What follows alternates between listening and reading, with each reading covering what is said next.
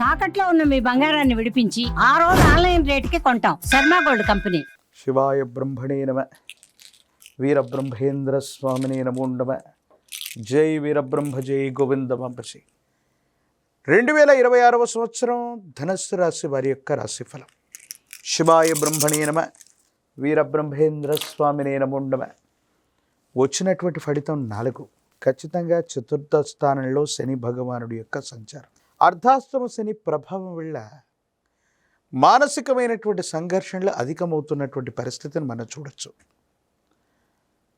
దైనందిన జీవితంలో ధనుసు రాశి జాతకుల యొక్క జీవన గమనంలో అర్ధాష్టమ శని వల్ల కుటుంబపరమైన అంశాలు, వ్యక్తిగతమైనటువంటి జీవితంలో కొన్ని ఇబ్బందుల్ని మనం చూడబోతున్నాం. మనసు ప్రశాంతత లేకపోవడం, కుటుంబ పరిస్థితులు కూడా సరిగ్గా లేకపోవటం, అనుకున్నటువంటి పనులు కాకపోవటం ఆలస్యం అవుతుంది.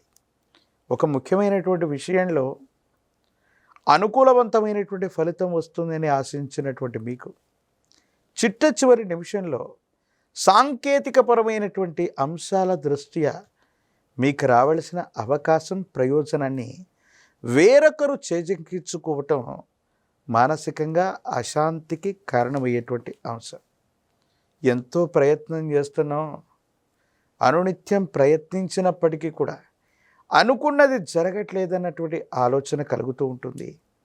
ఆర్థికపరమైనటువంటి అంశాల్లో కూడా ధనం రాకపోవటం, కొంతమంది వ్యక్తులతో, సన్నిహితులతో, మిత్రులతో అకారణంగా విరోధాలు ఏర్పడటం, సహకరించవలసినటువంటి వ్యక్తులతో కొంతమంది వేరొకరు చెప్పినటువంటి మాటని వారు వాస్తవం అనుకొని మనతో మిత్రత్వం కలిగినటువంటి వాళ్ళు కూడా కొన్ని విషయాల్లో అపార్థం చేసుకుంటారు. కాబట్టి మనం పొరపాటు చేయకపోయినా కొన్ని అంశాలకు సంజాయిషి ఇచ్చుకోవాల్సిన పరిస్థితి, నిరాశ నిస్పృహలకి కారణమైనటువంటి ఇలాంటి సందర్భాలు ఉన్నప్పటికీ కూడా ధనుసు రాశి జాతకుల యొక్క జీవన గమనంలో సానుకూలవంతమైనటువంటి ఫలితాన్ని పొందేటువంటి అవకాశం ఉంది. దాంట్లో ఎటువంటి సందేహం కూడా లేదు. మీ ఆధ్వర్యంలో నడుస్తున్న వ్యాపార సంస్థలు, సేవా సంస్థలు అభివృద్ధి పదంలో ఉంటాయి, ఆదాయం కూడా వస్తుంది. కానీ వ్యాపారాన్ని విస్తరించే సందర్భంలో ఆదాయాన్ని మించినటువంటి ఖర్చులు అవ్వచ్చు, రుణదాతల ఒత్తిడి అవ్వచ్చు, అధికంగా ఉండేటువంటి పరిస్థితి గోచరిస్తూ ఉంటుంది.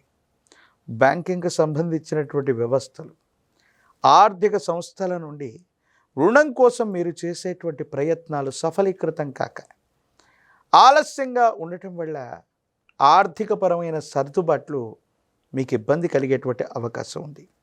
కొన్ని సందర్భాల్లో చేయని తప్పుకి, పొరపాటుకి సంజాయిషి ఇచ్చుకోవడంతో పాటుగా ఆర్థిక నష్టాలను కూడా భరించాల్సి వస్తూ ఉంటుంది.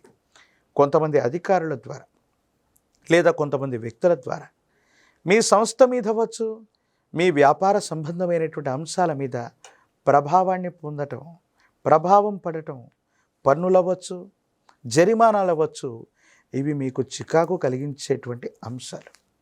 ఎందుకంటే కుటుంబ స్థానమైనటువంటి చతుర్థ స్థానంలో శని భగవానుడు అవ్వచ్చు, ఇతర స్థానంలోని రాహు సంచారం అన్నటువంటిది కొన్ని మిశ్రమమైనటువంటి ఫలితాలకి కారణమయ్యేటువంటి అంశం. ఆరోగ్యపరమైనటువంటి అంశాల్లో కూడా ఆరోగ్యం చాలా బాగున్నప్పటికీ, అనుకూలవంతమైనటువంటి స్థితిగతుల్లో మీరు ఉన్నప్పటికీ ఉన్న ఫలంగా ఏవో తెలియని ఆరోగ్య సమస్యలు మిమ్మల్ని కంగారు పెడుతూ ఉంటాయి.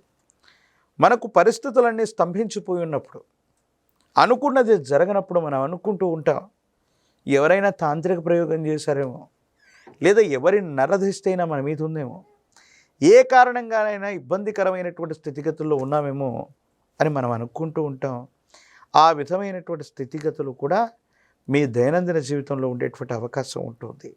ఏది ఏమైనప్పటికీ కూడా ధనుసు రాశి జాతకులకి సంబంధించి ఇది ఒక మిశ్రమమైనటువంటి ఫలితాన్ని ఇచ్చేటువంటి సంవత్సరం. జాగరూకతతో మెలగడంతో పాటుగా ప్రతి ప్రయత్నాన్ని 1-2 సార్లు చేయటం వల్ల మాత్రమే అనుకూలవంతమైన ఫలితాలు వచ్చే అవకాశం ఉంది. రాజకీయపరమైన రంగంలో ఉన్న వాళ్ళకి ద్వితీయార్థం అనుకూలవంతంగా ఉంటుంది. విద్యార్థులు కూడా ఏకాగ్రతతో కూడినటువంటి విద్యను అభ్యసించాలి.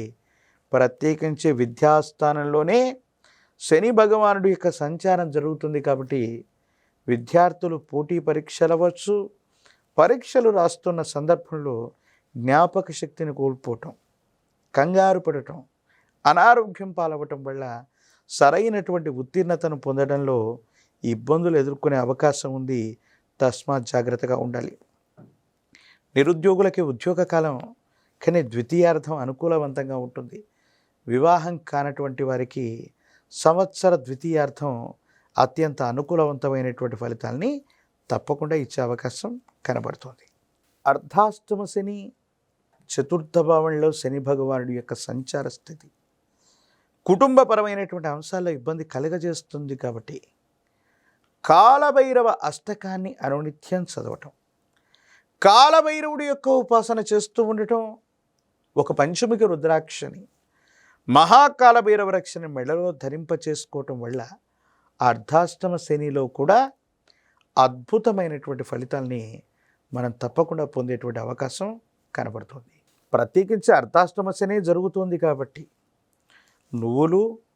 నువ్వుల నూనె, జమ్మి చెట్టు కొమ్మలని హవనంగా సమర్పణ చేస్తూ తాంత్రిక విధానంలో కాలభైరవ స్వామి వారిని పూజించిన, కాలభైరవ స్వామి వారికి సంబంధించిన హవనాన్ని జరిపించిన, అమావాస్య లేదా అష్టమి లాంటి తిథుల్లో కాలభైరవుణ్ణి, కాళికా అమ్మవారిని ప్రత్యేకమైనటువంటి విధి విధానాల్లో పూజిస్తూ ఉన్న అర్ధాష్టమ శనిలో కూడా అద్భుతమైన ఫలితాల్ని మీరు తప్పకుండా పొందే అవకాశం కనబడుతుంది.